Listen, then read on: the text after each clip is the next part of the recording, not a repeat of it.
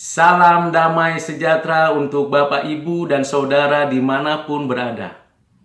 Kiranya kasih karunia, pertolongan, dan penyertaan Tuhan menopang, memelihara kita dalam beraktivitas sepanjang hari ini.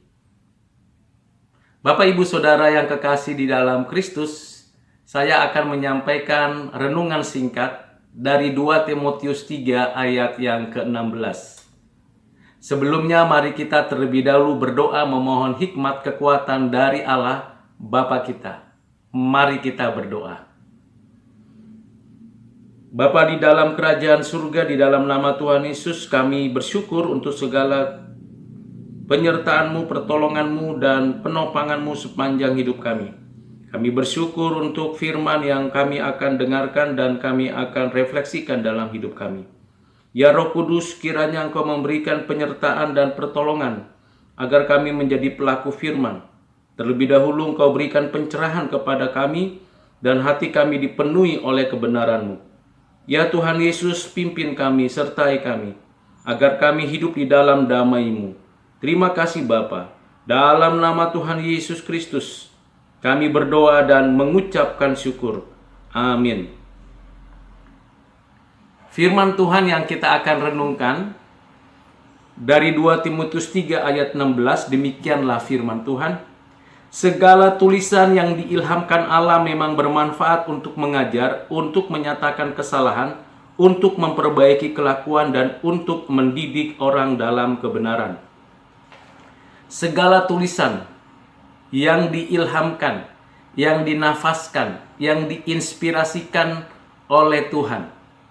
Para penulis kitab suci, 66 kitab, menerima pewahyuan untuk menuliskan huruf, kata, kalimat berdasarkan konteks dan kemampuan kapasitas yang diberikan Tuhan Allah kepada para penulis.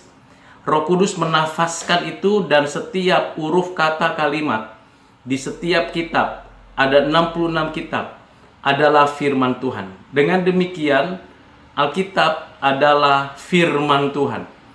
Dan kalau kita ingin membaca, menuliskan pengertian dari sana, kita memerlukan pertolongan dari Roh Kudus untuk kita memahami dengan utuh dan lengkap tentang apa yang dituliskan di dalam Alkitab ini. Namun ada banyak orang yang tidak memahami secara menyeluruh pemahaman tentang Alkitab adalah firman Tuhan. Yang pertama, kita harus tahu bahwa Alkitab adalah firman Tuhan yang secara progresif dinyatakan, diwahyukan, dituliskan oleh para penulis. Dan sudah final. Tidak ada lagi kitab yang dianggap atau dinyatakan sebagai firman Tuhan. Hanya 66 kitab saja. Yang kedua, Alkitab adalah firman Tuhan yang dapat diterjemahkan dan kemudian disalin ulang, lalu kemudian diberitakan, disampaikan, dikabarkan, diajarkan kepada banyak orang, dan menjadi dasar fondasi daripada kehidupan umat Tuhan, kehidupan gereja Tuhan di bumi ini. Yang ketiga, Alkitab memiliki otoritas di atas segala tradisi dan di atas segala perilaku dan kehidupan kekristenan ataupun kehidupan manusia di atas muka bumi ini. Keempat, Alkitab adalah firman Tuhan yang memberikan kepada kita pengenalan akan siapakah Allah, siapakah kita dan alam semesta ini. Dan terakhir, Alkitab memiliki narasi yang besar, yaitu kisah penciptaan, kisah kejatuhan, kisah penebusan, dan kisah penyempurnaan. Namun harus diingat, dengan kita mengerti dan memahami itu, sehingga kita mendapatkan suatu keutuhannya, maka perlu diperhatikan bahwa setiap khotbah, renungan, refleksi dalam bentuk perkataan, suara, baik di gereja, baik dalam persekutuan, maupun dalam tulisan-tulisan, setiap penjelasan dari apa yang tertulis di dalam 66 kitab itu bukanlah menjadi firman Tuhan. Jadi khotbah, renungan, refleksi, penjelasan dari Alkitab bukanlah firman Tuhan. Itu respon kita suatu tanggapan sikap hati kita, atau suatu pemahaman kita yang dapat kita jadikan sarana untuk menjelaskan apa yang tertulis dalam Alkitab. Tetapi kata-kata kita, kata-kata manusia, terlepas apakah yang menyampaikan itu para pejabat gereja, para pelayan, orang Kristen, seluruhnya tidak pernah menjadi firman Tuhan. Jadi firman Tuhan itu betul-betul kita harus pahami dengan baik. Memang melalui firman Tuhan yang kita dapatkan ini, kita akhirnya memiliki sebuah tradisi pengajaran yang baik. Tradisi pengajaran dari zaman ke zaman, dari abad ke abad, yang dituliskan, yang dituturkan, yang dapat kita terima. Tradisi bukanlah firman Tuhan. Pengajaran doktrinal, dogmatika bukanlah firman Tuhan. Tetapi tradisi gerejawi, dogmatika, doktrin, pengajaran dari gereja itu bersumber berpondasi dari Alkitab. Yang berikutnya yang seringkali kita bisa lihat adalah adanya kata-kata motivasi. Kata-kata motivasi dari orang percaya, orang Kristen lain, yang mungkin memberikan kepada kita dorongan, tuntunan yang dikutip, yang diambil, bahkan yang diformulasikan menjadi sebuah kata-kata yang indah. Tetap semua itu bukanlah firman Tuhan. Jadi harus kita bisa membedakan, dan tapi sekaligus juga bisa memahaminya dengan utuh.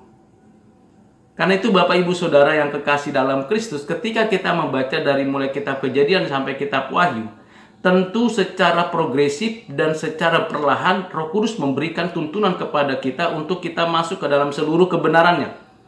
Dan di dalamnya kita mendapatkan paling tidak 4 poin penting. Yang pertama ialah bermanfaat untuk mengajar. Mengajar hidup kita, mengajar diri kita, mengajar siapapun. Yang kedua adalah bermanfaat untuk menyatakan kesalahan. Tentu kita harus bisa belajar mengkoreksi diri melalui perenungan pembacaan firman Tuhan. Dan kita mendapatkan manfaatnya sehingga kita makin hari makin hidup kudus. Yang ketiga ialah untuk memperbaiki kelakuan. Ini menjadikan firman Tuhan menjadi dasar transformasi hidup kita. Baik karakter kita, tutur kata kita, perbuatan kita, dan tindakan kita. Dan keempat adalah mendidik orang dalam kebenaran. Dengan kita mendapatkan pengajaran dari Alkitab dan mendapatkan manfaatnya, kita dapat mendidik orang lain melalui apa yang diajarkan. Namun sekali lagi, semua penjelasan kita, tafsiran kita, pengajaran yang ada dalam tradisi, maupun pengajaran dogmatika kita yang ada dalam gereja kita sampai saat ini, khotbah-khotbah, baik yang di media sosial maupun media elektronik ataupun media lain, tetap tidak dapat disejajarkan, disetarakan, disamakan dengan firman Tuhan. Itulah sebabnya ketika kita mendengarkan khotbah, mendengarkan renungan, membaca tulisan dari firman Tuhan, kita harus tetap memperhatikan keseluruhan keutuhan dari firman Tuhan. Bagi Bapak Ibu Saudara yang tidak rajin, tidak tekun, tidak sungguh-sungguh membaca Alkitab, bisa jadi akan tertipu dan ditipu oleh banyak orang yang pandai sekali menjelaskan firman Tuhan, mengutip-ngutip ayat firman Tuhan, tetapi tidak melihatnya secara utuh. Nah, ini menjadi hal yang penting. Dengan demikian kita menyadari bahwa perlunya kita membaca Alkitab setiap hari dan merenungkannya, tetapi setiap renungan kita bukan menjadi firman Tuhan. Kiranya Bapak Ibu Saudara mendapatkan kesempatan untuk hari ini dari penjelasan saya memikirkan ulang apa yang kita sudah dengar, lakukan sepanjang hidup kita. Mari kita berdoa. Bapa di surga, terima kasih untuk hari ini kami sudah belajar, memikirkan dan merenungkan satu bagian ayat dari firman-Mu. Kiranya apa yang boleh hamba sampaikan itu boleh menjadi refleksi bagi kami, dan tentunya ada keterbatasan dalam menyampaikannya.